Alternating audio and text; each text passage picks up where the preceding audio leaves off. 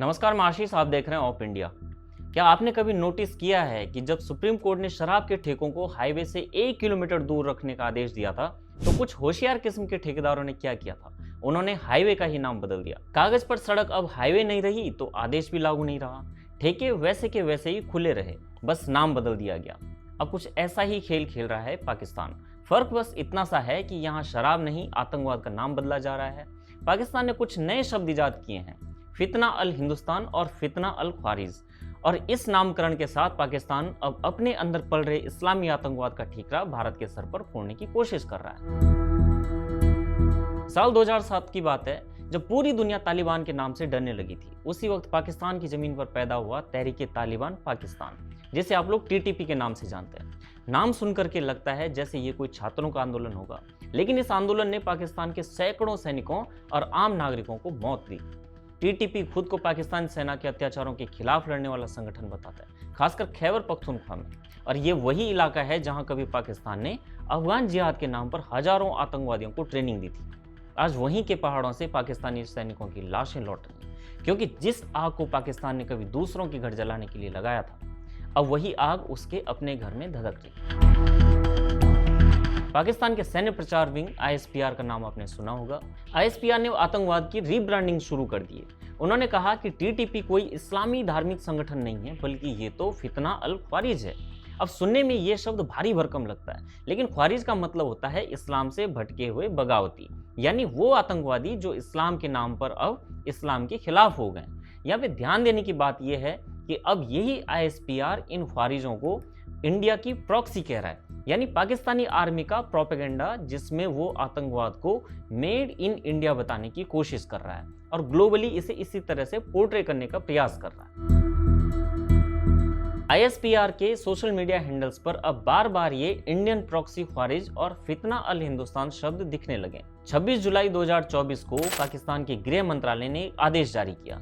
इसमें लिखा गया था कि टीटीपी अब से फितना अल ख्वारिज कहलाएगा। और सिर्फ इतना ही नहीं, टीटीपी के सदस्यों के नामों से मौलवी, हाफिज और मुफ्ती जैसे मजहबी टाइटल हटा करके खारिजी शब्द लगाने का आदेश दे दिया गया। यानी वही पाकिस्तान जो आतंकवादियों को मौलाना और जिहादी कहकर सम्मानित करता था, अब उन्हें खारिजी कह करके अपने ही झूठ को होली लाइज ठहराने की कोशिश कर रहा है। पवित्र किस्म के झूठ, फितना और ख्वारिज।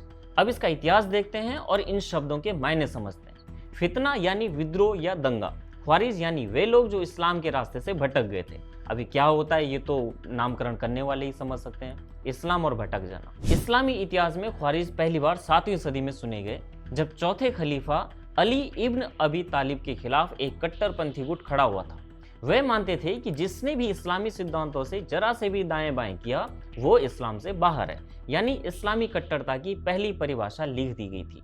आज वही शब्द 21वीं सदी में पाकिस्तान ने फिर से जिंदा किया है, क्योंकि इससे वो अपने गुनाहों को नए नामकरण की कलाकारी में छिपा सकता है, जबकि सारी दुनिया जानती है कि आतंकवाद का सिर्फ और सिर्फ एक ही मजहब है और उसका कारखाना सिर्फ पाकिस्तान है। इसी तरह से मई 2025 में पाकिस्तान की सरकार ने बलूचिस्तान में सक्रिय सभी स्वतंत्रता आंदोलनों को फितना अल हिंदुस्तान घोषित कर दिया। यानी जो अपने हक के लिए लड़ रहा है वो अब भारत का एजेंट है, जो पाकिस्तान के सैन्य अत्याचारों के खिलाफ आवाज उठा रहा है वो अब हिंदुस्तान की प्रॉक्सी है। पाकिस्तान के प्रधानमंत्री शहबाज शरीफ और राष्ट्रपति आसिफ जरदारी दोनों ने बयान दिया कि भारत पाकिस्तान के भीतर आतंक फैला रहा है, लेकिन क्या इसके उनके पास कोई सबूत है? एक भी सबूत नहीं। बलूचिस्तान में पत्रकारों को उठाया जा रहा है, अफगान बॉर्डर पर बम गिराए जा रहे हैं, और जो सवाल करता है वो फितना घोषित कर दिया जाता है। बेनजीर भुट्टो ने अक्टूबर 2007 में एक इंटरव्यू में कहा था कि आतंकवाद पाकिस्तान की एकता और अखंडता के लिए सबसे बड़ा खतरा है। अगर इसे खत्म न कर दिया गया तो पाकिस्तान बिखर जाएगा और लोग खूनी गृह युद्ध में झोंक दिए जाएंगे। इस बयान के 2 महीने बाद उन्हें ही मार दिया गया था। 18 साल बीत चुके हैं और आज पाकिस्तान में बेनजीर का हर एक शब्द सच साबित हो रहा है। तालिबान, बलूच, सिंध, पख्तून, हर जगह पाकिस्तान खुद से लड़ रहा है।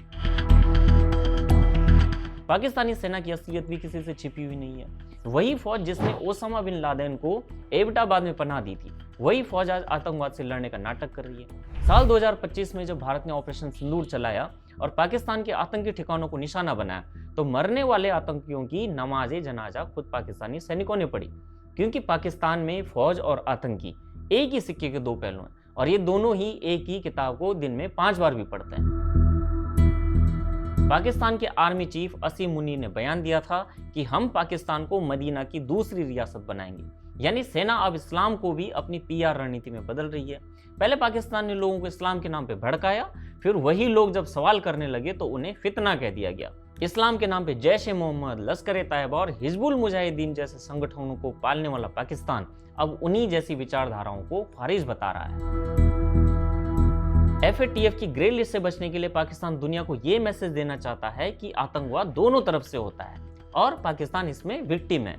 लेकिन दुनिया अच्छे से जानती है कि ओसामा बिन लादेन उनके घर से मिला, तालिबान को उन्होंने पनाह दी और अब TTP से लेकर के बलूच तक हर मोर्चे पर वही पिट रहे हैं। और यहाँ पीटने और पिटने वाले दोनों ही मुस्लिम हैं। तो फिर इसमें भारत का नाम घसीटने के लिए पाकिस्तान ने ये नामकरण वाली रणनीति अपनाई।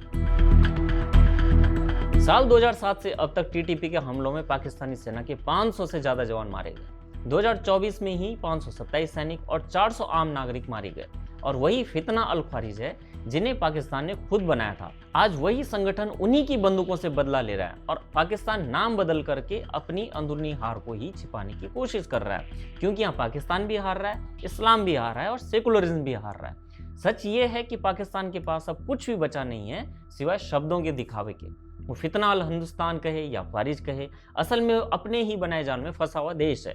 भारत को बदनाम करने की कोशिश उतनी खोखली है जितनी पाकिस्तान की इकोनॉमी, उसकी पॉलिटिक्स और उसकी मजहबी एकता। देखते रहिए ऑफ इंडिया। धन्यवाद।